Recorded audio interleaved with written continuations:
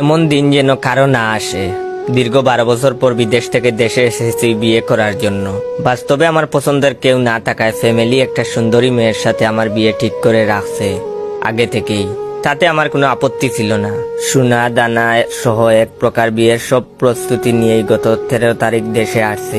দেশে আসার পর দিন থেকেই দুই ফ্যামিলি বিয়ের আয়োজন করতে তাড়াহুড়া শুরু করে দিছে।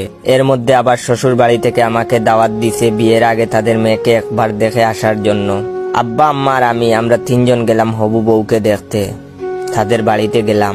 প্রথমে পরিচয় করিয়ে দেওয়া হলো হবু শ্বশুরের সাথে, তারপর শালার সাথে, তারপরে বউয়ের সাথে। বউ মাশাল্লাহ পরীর মতো, অল্প বয়সী সব মেয়েরাই সুন্দরী।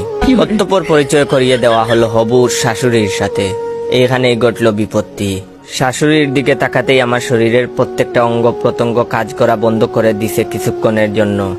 এই সেই মেয়ে যে এক সময় আমার ক্লাস 5-এর প্রেমিকা ছিল, 9ম শ্রেণীতে যার বিয়ে হয়ে যায়, এবং সে এখন আমার শাশুড়ি হতে যাচ্ছে।